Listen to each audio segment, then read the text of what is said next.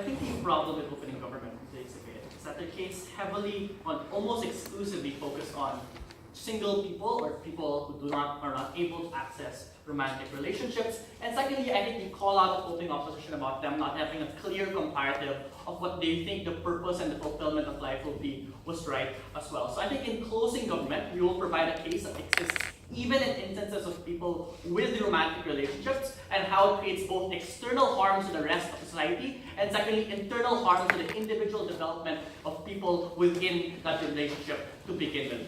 But before that, I just want to respond to the case as brought out in the opening opposition. So their main case, the first claim that they said is that marriage is not the same thing as romantic relationships and you can divorce the two because marriage is also about things like money, like power. Maybe in the 1500s, right, in the medieval period where arranged marriages were the norm, that notion was like not or separated, right? But in the romantic era where we have shifted the notion of marriage to becoming more romantic, it is unclear why it's not true that these things are inseparable and inextricable. No, thank you. That's why things like arranged marriage, things like child marriages are being phased out. So they do have to accept that marriage is inherently tied or largely tied to the romantic relationships that exist right now. Their next claim then is, well, romantic relationships are allowed to liberate women because it makes men more likely to treat women properly. The problem with this claim is that it assumes that the norm of romantic relationship being the premium both is communicated to both men and women on an equal level. We made the claim in closing government that women are disproportionately targeted by this norm. That is why rom-coms, for instance, are marketed towards individuals. That's why women are more socially permitted to have emotions and all of these things, because the patriarchy used this narrative to subjugate women into like submission and all of that. Why is this important? Because if more women are romantics and there are less men who are romantics, supply and demand and economics of love works out, which means that there's a scarcity of men who are romantics, while there's a great number of women who are romantics. This means that women are more likely to settle with a terrible partner because there's not that many people for them to be able to relate with, and therefore they're trapped with a terrible partner that exists right now. The response coming from DLO implied was that, well, the premium of romantic relationships increases the standards of women on what a romantic relationship ought to be or what their ideal boyfriend ought to be. The reason why this is not true is because of the two characteristics of love. One, love is intangible, and therefore you cannot measure to what extent you love an individual or what standards of person you should be loving an individual. And secondly, that love is inherently emotional and an irrational concept, and therefore it's hard to like segregate, oh, this guy is a better boyfriend than this individual, because you can't make that a priori decision prior to entering that relationship, in which case you're already emotionally attached. That is why we suggest if their claim or the important claim that they want to fight for is the liberation of women, women are more likely to be disenfranchised on the death of house of the premium. Before I move on, opening.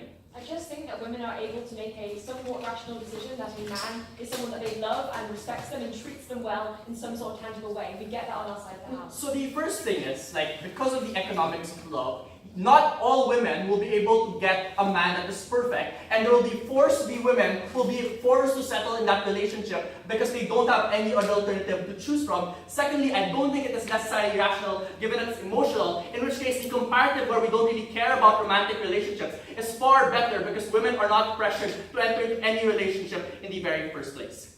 Next, let's go down to my extension. So we would suggest that the nature of human beings is to seek validation. And the fulfillment of life that we derive fulfillment from is when other people validate us, because we are social beings and necessarily we want to be validated. That's why we join debate competitions, because we want to prove our skill and be validated by everyone else. What is then the point of comparison in this debate? In opposition, because it is a primary fulfillment of life, the primary source of your validation in your existence is your romantic partner almost exclusively, versus in government bench where you have other people within society, your friends, your family members, your schoolmates, to have a level of validation and source your validation from other people in society. There are three key differences. One, there's more people you source validation from. Two, it is likely to be a more diverse pool of individuals by virtue of the numbers of people you can seek validation from. And lastly, we would concede that because romantic relationships are necessarily intimate, our comparative is that people are less likely to be intimate, less likely to be emotional, and a bit more detached from you. And would prove why that's a good thing both externally and internally. So now let's go to the impacts of this, right? Because this is like a valuable case until we prove impacts. So externally, we suggest that a lot of the premium on love leads to selfish, immoral, and illegal actions that people do in the name of your lovers. This is things like spouses being corrupt to satisfy the consumeristic needs of their partners. It's like partners hiding the criminal actions of their partner because they don't want them to go to jail because of that intense emotion of love. It is things like spending all your money on luxury goods instead of like donating it to things like charity or helping everyone else in society because all you care about in life and the only point of validation that matters is whatever your partner says because that's the fulfillment of life as a whole. The comparative under our side of the house is that because you are detached from everyone else, you're less likely to be irrational and tolerate evil things. But secondly, to the extent that you're attached to different friends, at the very least you help more people in society because there are more friends versus under their side of the house where they only have one individual lover or maybe a couple of individual lovers if it's polyamorous. We suggest that the conclusion of this is we create a greater external benefit where people are more likely to be selfless, more likely to help individuals, and if we're able to convince the people in power, then we're able to fight for things like social justice. But secondly, we say internally, it is also better for us. We suggest that the problem with relationships that prevents the proper development of the person. Partners usually become enablers of the worst habits a person has. Like if you're racist, if you're self-centered, you're an expression. Because your partner's also racist, he's likely to enable that behavior. Or because you're irrationally attached to you, they're likely to enable that behavior also and justify whatever things you do. The comparative under our side of the house is, if you validate your personality with your friends, then you have more people to connect with and therefore more perspectives that can check and balance your evil actions, your evil tendencies, and evil personalities. But secondly, that detachment of your friends means that you have a more objective assessment of you and your individual growth. The conclusion here is, even if we're talking about the people opening opposition wants to talk about, which are individuals within a relationship, it is far easier for us to get that level of development with you as a person, which is the purpose of the relationship to begin with, when you have more objective people to have relationships with versus under their side where it's limited to an individual. For those reasons, we're very proud to propose. Thanks everyone. I now invite the member of opposition.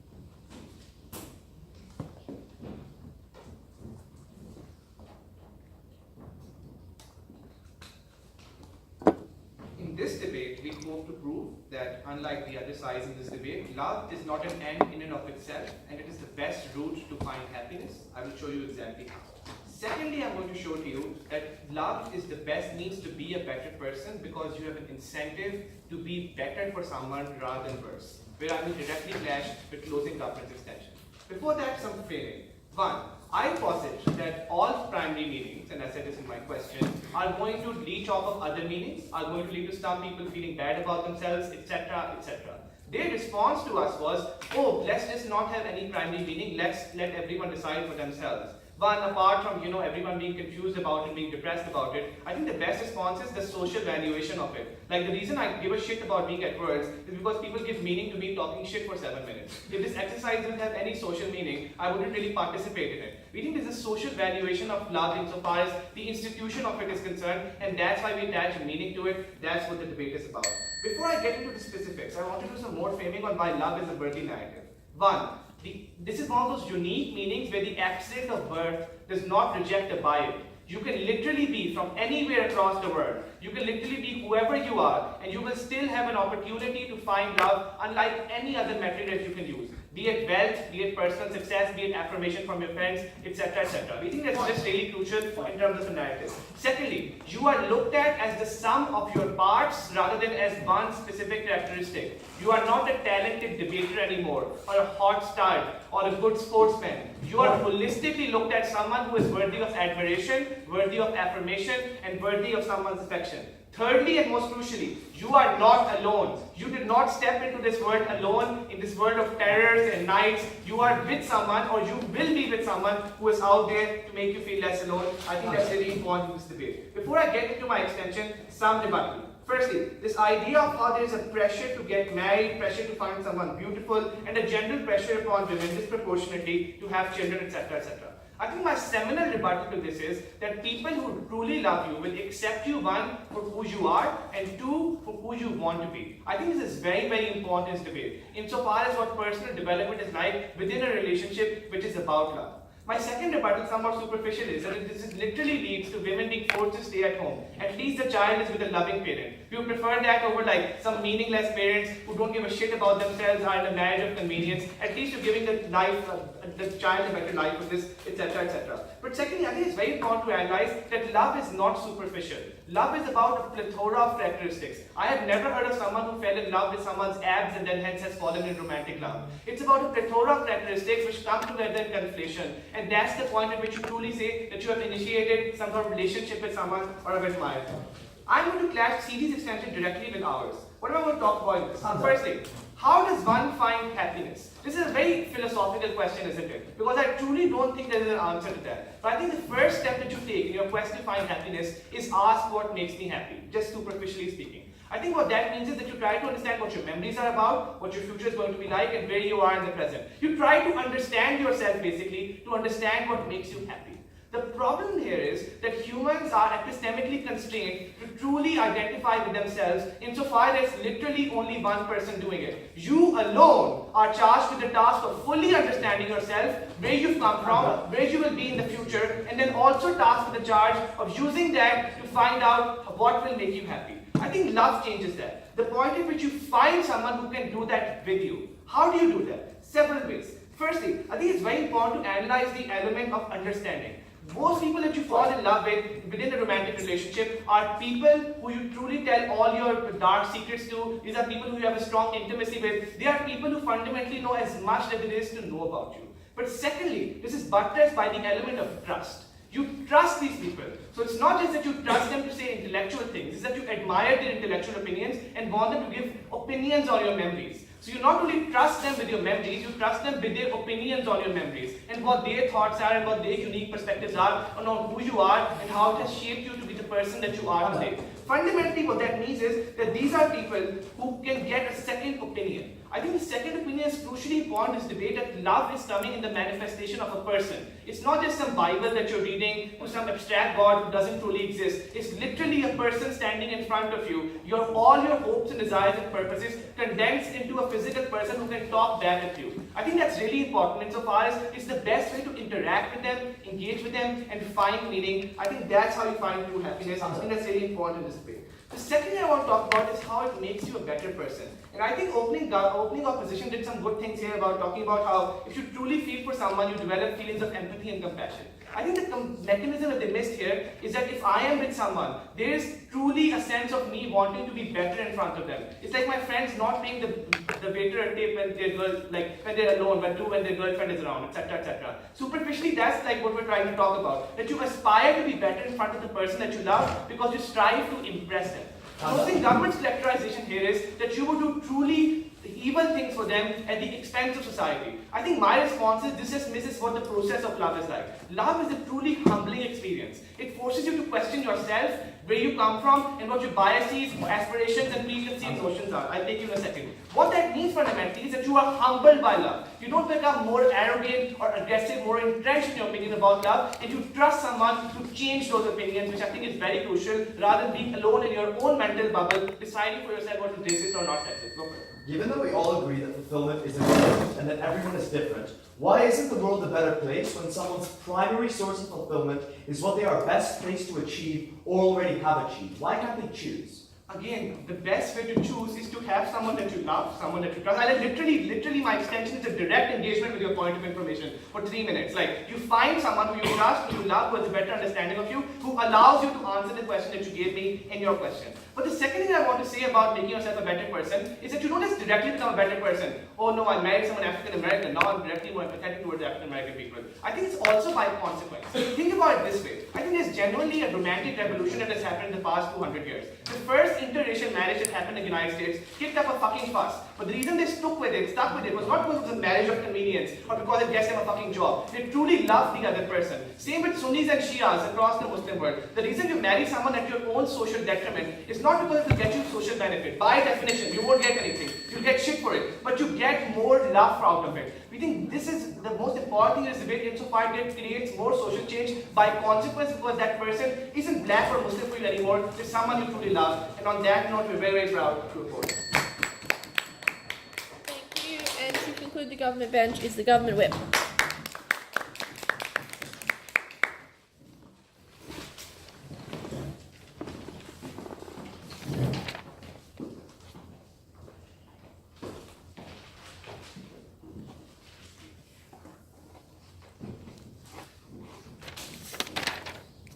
I agree with the previous speaker when he says that all norms may exclude some examples, that whatever norm you choose as your primary source, it will always include a subset that can't avail of that norm.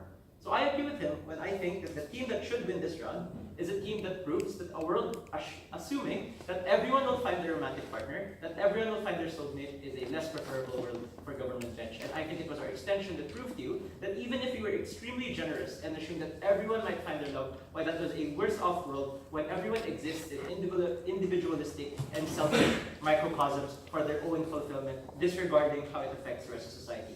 I'd like to point out one specific response before I go into my 2 issues. If you notice the speech of the previous speaker, it was a general defense of love, which we think can exist for platonic love, right? Like the motion explicitly talks about romantic love, which talks about intimacy and sexual yearning. All of this benefits of having someone there to process things with you, of someone to call you out for your individual behavior, can happen with a best friend, can happen with a platonic love relationship. So I am uncertain as to the exclusivity of that extension, because I think my partner very well can do that for me as my best friend in this tournament. First issue I'd like to point out. What is more accessible? Because we talked about a lot of access, right, from all of the rounds. Coming from the leader of the opposition, then pointed out by the closing half, was that they talked about how the concept of romantic love gives hope to individuals, the concept that it is accessible, because it would serve as a certain type of fuel to get through the daily struggles of life. The first response to this point is simply to say that hope and despair share a very fine line, ladies and gentlemen. We think it's also equally likely for people to constantly feel that self-hate. How do we prove how are we going to prove that self-hate is much more likely compared to hope, right? Because you will receive constant reminders from society, because majority of media, majority of the cultural norms tell you that you are still currently single and you're missing out on life. That's why we think despair is much more likely than hope, because all of the other sources of culture, all of the other sources of media have been captured by this norm. The second response is just simply to disprove to you why romantic love is less accessible. Simple question panel. What is easier to do? Convince someone to marry you and love you for the rest of their lives, or to get good grades, or to get a promotion? What is easier? To find your soulmate, or to find a suitable hobby like debate? Right? Like all of this pertains to the simple reason that there's a very high barrier for you to find romantic love compared to other types of fulfillment. Then the next defense came from the deputy leader of the opposition, when it tells you that it pressures men to stop being trash because they have to marry for love, or they have to put love as a premium. We posited that the same emphasis on fulfillment also creates the lopsided power dynamics internally, because men can feel entitled to their shitty behavior because they can claim that I am the source of your fulfillment, or without me, your life is less fulfilled. We told you, coming from our partner, that that was more likely because the norm affects men and women differently, and it affects it to the disadvantage of women. Next, I'd like to go on to the more contentious issue of the round, this idea of where do we maximize individual happiness. Because there was a implied debate where all sides argued that if we can maximize individual happiness more, then that's where society is better off, and that's why society is improved. What did we point out coming from closing government? We pointed out that opening government can't win the debate by saying that single people won't find love. Because we feel like it is much more dynamic to even argue that single people will find love, and why is that still a less preferable world? We told you that if the matter was finding happiness, like the previous speakers said so, it is easier to find happiness and to analyze yourself with a greater group of people. So what is the comparative? I agree with this characterization. For you to find your happiness, you need to assess yourself. Where is it easier to assess yourself? Where you have just the single opinion of your romantic partner, or you have the multitude of opinions coming from the rest of society because you now seek validation from everyone else, something exclusively brought to you by our extension. Their defense of quantity versus quality was to say, it doesn't matter if it's a single or a, two people just weighing in on you because it's intimate, because it's close, because it's someone you trust. I argue, and we argued, that it was that intimacy that clouds your judgment. There is a reason why adjudicators can't judge their boyfriends or their ex-relationships, right? It is the emotional attachment, emotional connection that tries to prevent the most fair assessment of who you are as a person, the most fair assessment of who you are likely to be. And if the further defense of closing opposition was to say, well, yes, you humble yourself, you're able to self-correct for the benefit of your partner. I agree that even the most benevolent instances in a healthy relationship, you do humble yourself. But I think it is dangerous if you are only committing self-change with respect to one person. Because I argue that it's not sustainable. I.e., at the point in time where your relationship might disintegrate, at the point in time where you might break up, then I argue that you lost individual parts of your personality that you wouldn't have had to lose precisely because that norm didn't exist, precisely because that norm wasn't the dominant standard of society. So I think, in return to that, we're able to maximize individuals more, which we're able later to prove to a collective benefit. But before that, yes? The trade-off isn't one person versus 10. You don't tell your 10 friends every dark secret about you and also trust them with your opinions about those members. Fair enough, yeah. But the only reason why people don't do that in society is because of the existence of the norm, right? Like, this debate asks us to reevaluate what society would have looked like absent the norm, because it's a regrets-opposed debate. So what we argued to you coming from closing opposition was that in the absence of this norm, society would have developed in the sense where you have shared it with other people, or me literally sharing my deepest darkest secrets to this room, because I would like to hear your opinion on them rather than relying on one person. We think that would have been the counterfactual that was much better for the rest of society. Because what were the two external benefits, however, the internal and external benefits that were provided to you by my speaker that we think needed much more response from the previous speakers? The first one was the idea that you will do bad things for your partner and you will justify it in your head because you understand that they are the source of your primary fulfillment. Things like justifying their crimes, or things like hiding it from the rest of society, or even things like enabling their toxic behavior. But even in the most benevolent types of relationships, and even the ones that aren't criminal, even the ones that aren't exactly selfish, we told you that the collective was still more important. E.g., that if your individual fulfillment comes at the cost of other people's individual fulfillments, then I think that norm is particularly bad. Because we told you that it was easier to fight for things like social justice, it was easier to fight for the relationships of other people if you view yourself if you are able to detach yourself from your emotions, if you're able to feel greater connections with individuals. That's why individual fulfillment, we think, can only be valued insofar as it doesn't harm the individual fulfillment of other individuals, and we think we were able to prove to you that it did. We agree that all norms, exclude people. E.g., if the norm was materialism, then poor people wouldn't feel fulfilled. If the norm was then finding a religion, then atheists wouldn't then feel fulfilled. If the norm was trying to be good at sports, then people like me wouldn't feel fulfilled. So we argue to you that the existence of trying to rely on the collective, it's much more important than any primary norm because it subsumes all of those individuals. It subsumes any individual that would have been excluded from every primary norm. For all those reasons and more, we are very proud to propose. Thank you, and I invite the opposition whip to conclude the debate.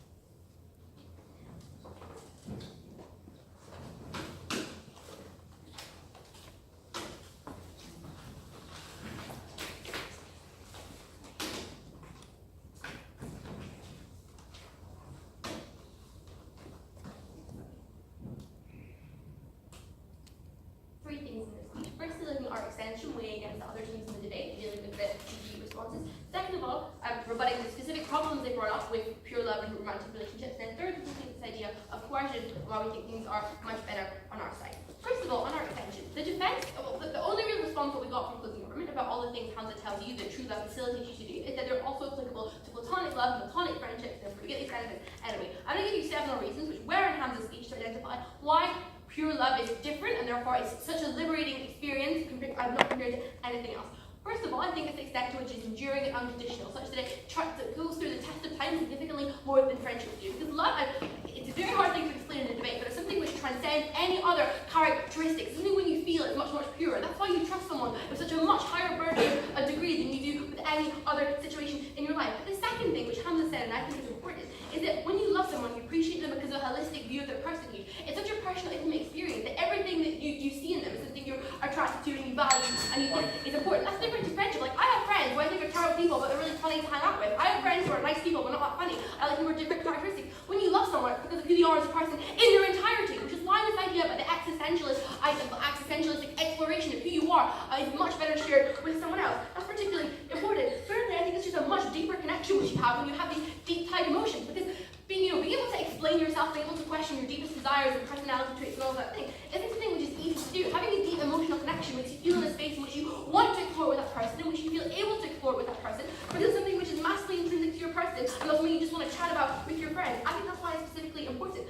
I also think all of the reasons they might give why it's also applicable to platonic love, really it's their own extension about doing bad things because you love someone, because presumably that's also symmetrical in the sense that you then have platonic love. I think what arts does is give it a deeper sense of psychological security, a deeper sense of stability, which allows you to explore different pillars of your personhood which go beyond anything else in this debate. What do we bring to you in extension? I think the impact is about how it's significantly more. I think we close the jump between opening opposition, between being like, oh, you love someone and you respect them as a person, and therefore you treat other people better, by saying, firstly, in and of itself, love is important in terms of getting fulfillment and therefore motivating you to be a better person and doing better things. But the step even before that is how you get fulfillment in the first place, to the extent you actually care about other people, which is that you're able to realize yourself, you're able to question yourself. And existential realization of what you care about is necessary to find your purpose. The problem is that's an incredibly A, isolating experience when you're alone, B, difficult experience because we're very bad at reading ourselves and understanding ourselves and questioning ourselves. This gives you someone that you can be on that journey with unconditionally. It makes you understand yourself better. You can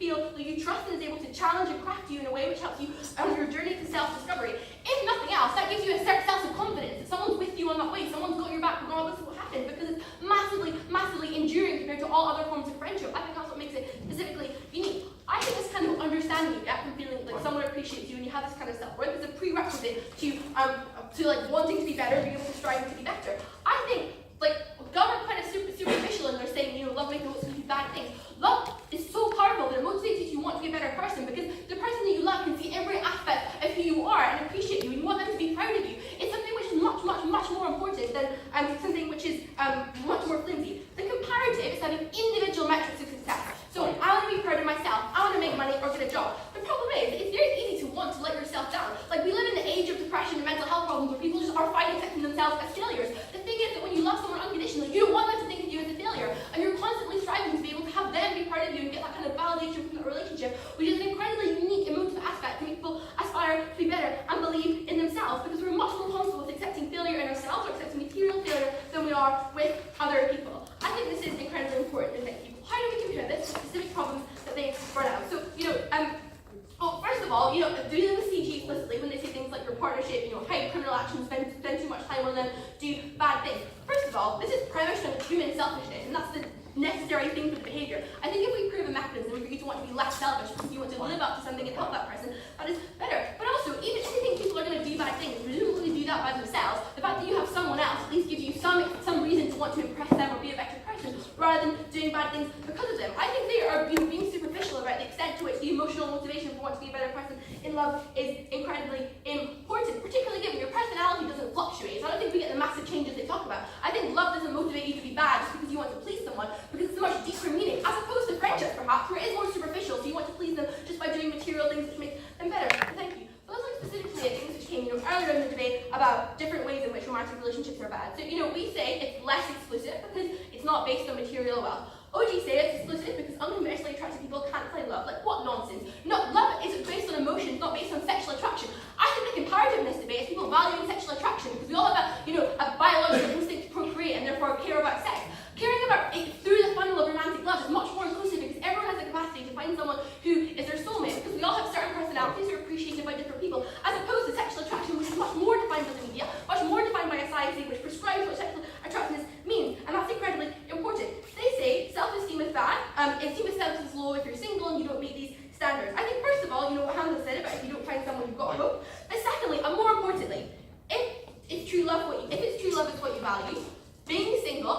someone, it's not a reflection on you. True love is something you can't control. It transcends the power of what you can control. If relationships are about material success or being desirable, when things based on perceptions, is that it's not based on love, but it's based on things like attractiveness or money, that's when you feel bad about yourself because you feel like a failure for not being able to achieve that relationship, as opposed to love, which is something that was out with your control, that you haven't managed to find yet. But you should keep trying. You shouldn't just marry early and get into a family unit. You should keep aspiring to do that. That's important, CG. So your understanding of love, which is you understand the entirety of an individual, means that you're far more likely to tolerate bad behavior because any bad action is counterbalanced by all the good things a person is, versus friends who can be intolerant of the individual behavior. Knowing everything in their person is incredibly liberating, that you can explore the aspects of yourself that you want to change much more deeply. I think that this is the nuance of what Hamza says, which is the path of self-discovery is necessary to making any choices about what you want to do. I think a lot of the problems which got straw man, like women earn less, push into families, bad power dynamics. First of all, these are forces beyond romantic love. You know, patriarchy, domestic unpaid labor, pressure on the family unit. The thing is, valuing romantic love makes those things less likely to be coercive, because when what you want from a relationship is romantic love, rather than these social norms which come with the family and stability, you're more likely to hold out for better relationships. You're less likely to push women into marriage earlier. It's a bit naive for us to say, oh, but you can choose what you value, because people, well, first of all, humans are so impressionable and naive. We just value what we think is cool. But as Hamza tells you, any conception of value comes from what other people value and what we give social value to. No one would want to win worlds, no one else cared about winning worlds. So there's always some degree of following. This is a good way to force people to do it. The norm means more people are in a relationship, that enriches their lives. That's something we are proud to stand behind. Thanks everyone. If you could go outside and shake hands out there, we'll call you back.